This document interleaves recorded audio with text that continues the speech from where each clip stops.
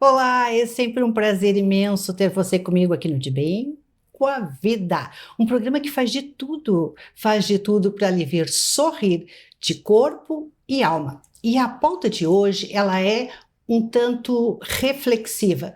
Nós vamos entender o que PETs, planejamento, mitocôndrias e xerostomia, quer dizer, o deserto da boca, tem em comum? Gostou? Então sorria, porque o De Bem com a Vida está começando.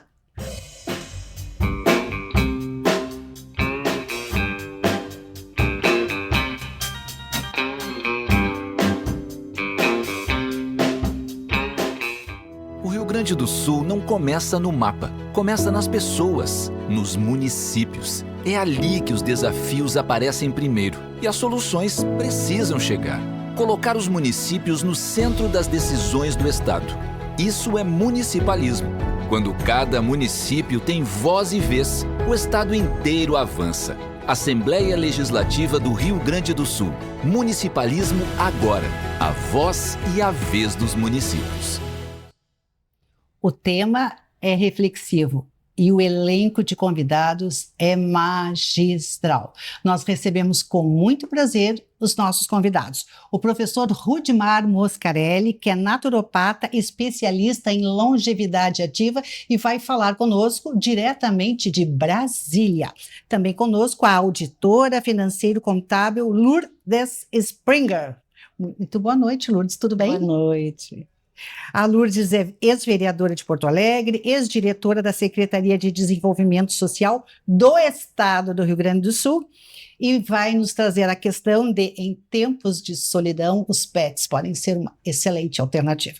Claro que o nosso colunista, o professor Everton Correia, de bem com a vida, professor. Como sempre, aproveitando a vida. E hoje temos temas importantes para tratar, muito. Sério, que todo mundo tem que ficar muito ligado, porque vai falar da mais extensa fase da vida. Vou lhe contar um segredo. Hoje eu fui pegar o carro, não funcionou, chamei um aplicativo e na corrida, preocupada em chegar aqui cedinho e me preparar, eu não vi que eu chamei uma moto. E acreditem, como nós aqui no programa Nós Somos de Bem com a Vida, eu acabei vindo de moto e eu vou dizer que foi um passeio espetacular. Você experimente chamar um aplicativo de moto. Eu tenho certeza que você vai gostar. Doutora Cleide, bem-vinda. Obrigada. E a doutora Cleide é odontologia integrativa e humanizada e ela vai nos explicar sobre xerostomia, que não é um palavrão, mas é o deserto da boca. Muito bem, começamos com o nosso convidado lá em Brasília. Boa noite, professor Rudimar Moscarelli. Boa noite, Cris. Um prazer estar aqui com vocês, com essas pessoas aqui maravilhosas que estão junto nesse programa de hoje. Ouviu sobre a minha aventura? Ouvi, mas contigo não poderia ser diferente. Você é uma pessoa muita energia, me faz lembrar a sua mãe, a dona Nuziata, que eu tenho muitas saudades dela. Ela gostava e gosta muito de ti. Professor, como está Brasília? Conta para nós. Bom, de que forma você quer saber como está Brasília? O clima? Aqui está um friozinho, aqui está pegando. Mas o clima político não está aquecido, né? Bom, deixa eu te explicar uma coisa. Quando se fala em Brasília, tá, a gente tem a cidade aqui de Brasília.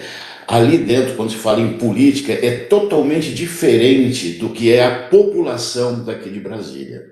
Né? Aqui é uma população onde nós temos todos os sotaques, todos os tipos de... Mas lá dentro, a questão de política, o negócio lá está pegando fogo.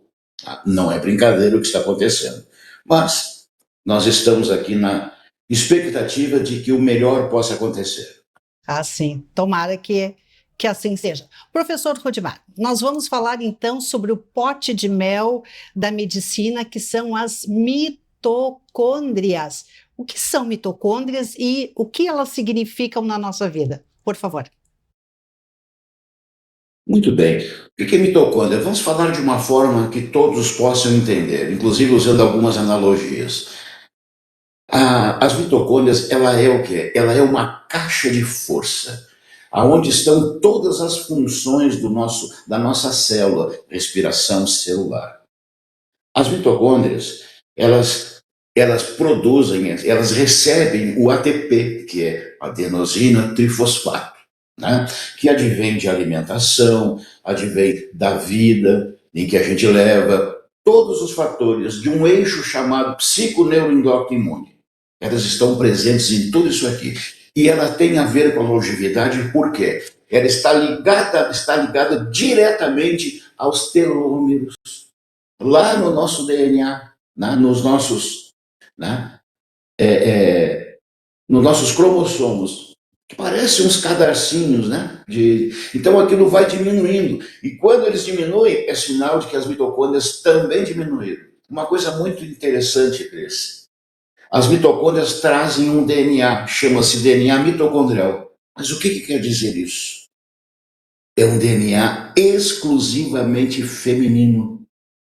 Então, dentro dessas mitocôndrias, nós estamos trazendo informações de muitas e muitas gerações de mulheres, mãe, avó, bisavó, tetravó e assim por diante. Pelo menos de 5 gerações passadas, nós estamos trazendo essas informações, né? Então, isso faz parte de um processo em que as mitocôndrias, a gente falando sobre elas, somente elas fazem parte de um conjunto, mas ela é extremamente importante para a nossa longevidade, que ela vai estar ligada no nosso tempo de vida e qualidade de vida, sobretudo. Quer dizer, então, que a nossa longevidade está altamente conectada às mitocôndrias e aos telômeros. Com certeza, todo o sistema imune, isso aqui, ele faz parte de um sistema imunológico, essa comunicação. Lá no ciclo de Krebs, né, hoje ele trocou o nome, né, é o ciclo do ácido cítrico, né, mas é a mesma coisa. Então, tudo é uma conversa entre todas essas organelas, né? Um vai comunicando o outro. É muito interessante como é que isso funciona, Cris. É aqui, ó, é a comunicação. Então, todo o nosso organismo trabalha com comunicação. É como se fosse uma orquestra. Tem que estar tudo muito bem afinadinho para que nós tenhamos essa qualidade e longevidade. Não adianta ter só longevidade se não tiver qualidade. Concorda, doutora Cleide? Total. E o que a gente faz, professor Rudimar, para que os telômeros sejam mais estendidos e as nossas mitocôndrias fiquem de bem com a vida? Primeiro lugar, baixar o nosso nível de cortisol. O que o cortisol faz? Quando ele sobe, na hora que ele vai descer, ele vai atingir lá a medula óssea. Então o nosso sistema cai todo, cai mitocôndrias, cai todo o sistema. Então o que nós precisamos para manter isso? Uma alimentação saudável, que está um pouco difícil hoje, mas nós temos hoje a tecnologia, ela vem sendo desenvolvida de uma maneira muito interessante, tá? Hoje nós falamos muito em nanotecnologia. E é muito interessante quando se descobriu que existem formas de você manter essa longevidade naturalmente empregando nanotecnologia. Então é algo fantástico. Só que isso, na realidade, é uma descoberta, já existe há muitos anos. Nós já nascemos com isso, só que nós não sabíamos como isso acontecia. Então, pessoal, eu digo uma coisa aqui, ó. As mulheres não faziam ideia de qual é a responsabilidade que elas têm quando elas estão amamentando, dando a primeira vacina em que se recebe, é a mamãezinha que dá. Onde estão todas essas informações. Agora imagine quando você emprega nanotecnologia. Ora, para que nós tenhamos um conhecimento um pouco melhor. Lá no citoplasma, tá? Ele tem um peso molecular de 10 na menos 9. Ele é nano, esse receptor. Então, quando eu consigo dar essa informação, que ele não tenha que passar por um processo digestivo, né? Que ele faça uma ventilação mais apropriada e que ele entre diretamente para o sistema imune, ou seja, vai dar a informação, vai dispensar o ATP, que é a combustível, né, da mitocôndria, e o seu ADP é quando ela libera esse combustível. Então, tudo isso aqui é como eu falei anteriormente, é uma orquestra. E cada dia que se passa, nós estamos pesquisas. Olha, se entrar na PubMed, tem mais de 170 mil pesquisas a respeito disso. Professor, entre outras. Professora, nós vamos lhe convidar outra vez para adentrar neste espetáculo, né? Para que a gente possa, de fato, edificarmos uma vida com dignidade, com independência. O senhor fica conosco no programa? Fico. Tá. Então vamos passar agora. Já está posto que nós vamos viver mais. Então é preciso olhar para frente de uma forma planejada. E para isso nós trouxemos o nosso colunista, o professor Everton Correia, que vai nos dizer como vai ser o nosso amanhã, professor, diante desta possibilidade de viver mais e também queremos viver melhor. Muitas coisas importantes para pensar. A primeira questão, quando se fala no amanhã, é algo que ainda não aconteceu. Nós estamos falando sempre de futuro. E temos duas opções sempre de pensar o futuro como uma forma de ansiedade, de preocupação, porque nós somos bombardeados hoje pela mídia de grandes catástrofes e etc. Ou planejar de uma forma positiva. Vai acontecer. A velhice ela é inexorável. O tempo é inexorável. Então, hoje, o grande recurso que nós temos, mais do que dinheiro, é tempo. Então, o que eu vou fazer com o meu tempo? Sonhamos a vida inteira nos aposentar, quem sabe um dia. E dizer, bom, aí sim eu vou usufruir do meu tempo. Muitas pessoas não se prepararam para isso. No dia seguinte, depois da aposentadoria, vão para casa, vão ficar na frente da televisão, não vão fazer aquilo que sonharam. Então surge uma função executiva cerebral importantíssima, que é o planejamento. Não é só nas organizações que se fala em planejamento. Você tem que planejar a sua vida. A partir de agora, na faixa dos 50, 60 anos, o que vai acontecer comigo? Muito bem, vamos pensar juntos. Primeira coisa que eu tenho que fazer é a ação, a atitude. Simplesmente é começar a executar daqui para frente uma série de coisas que eu tenho que prever e fazer. Muito me chama a atenção que hoje a juventude, e nós, da idade que nós temos, que eu já estou na categoria dos idosos, falamos muito numa frase que nos assusta, quer dizer, temos que viver intensamente o dia de hoje, porque amanhã eu não sei o que vai acontecer. Eu estou dando uma mensagem negativa ao meu cérebro. Vou dizer, bom, de noite eu vou pensar, pode ser que eu não acorde amanhã e que eu vou morrer. Não pense isso. Comece a pensar que você tem a capacidade de planejar a sua vida no tempo de autonomia que tu tens, de curtir esta vida, de exercer novos papéis que você nunca exerceu, desafiar a sua mente a fazer as coisas novas. E também, Cris, evidentemente, não podemos negar que vai chegar um tempo que a minha autonomia física ou talvez mental vai terminar. Então hoje ouço muitas pessoas se preocupando, meu Deus, o que vai acontecer comigo? Quem vai cuidar de mim no dia que eu não tiver mais possibilidade? Importante também, temos que pensar nisso. Vai chegar este dia, sim. Mas esse espaço de tempo, esse caminho que eu tenho até esses momentos, ele tem que ser planejado e aproveitado. Aproveite, nós estamos num programa de bem com a vida. Qualidade de vida, estamos ouvindo aqui o professor Rudimar falar, significa autonomia, liberdade, fazer as coisas que eu tenho vontade. Aproveitar esse tempo ainda, não simplesmente contando os dias, contando os anos, acrescentando os anos da minha vida, mas acrescentando vida nos anos que eu ainda tenho. Então, vida significa viver, planejar, executar, sim. E aí entram os aspectos da felicidade. Então, aproveite esse tempo. Não tema apenas ficar sempre pensando, bom, as coisas negativas vão chegar. Planeje o dia que você tiver que parar, sim, para as pessoas que vão cuidar de você. Isso é importante. Mas não que isso seja um medo da visão de futuro. Olhe para o futuro de uma forma positiva.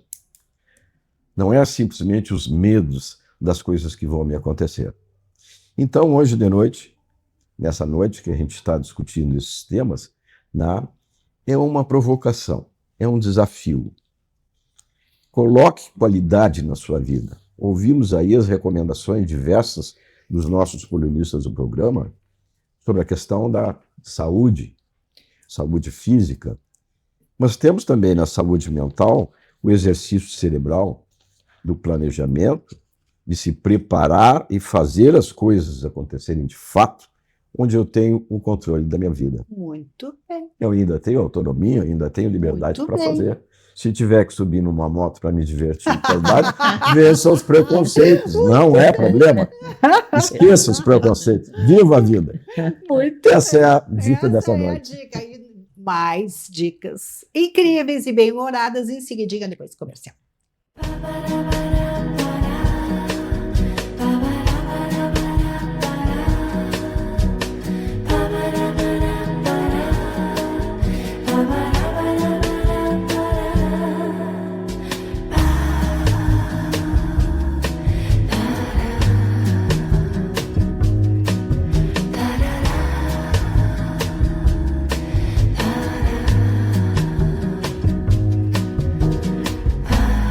O Rio Grande do Sul não começa no mapa, começa nas pessoas, nos municípios. É ali que os desafios aparecem primeiro e as soluções precisam chegar.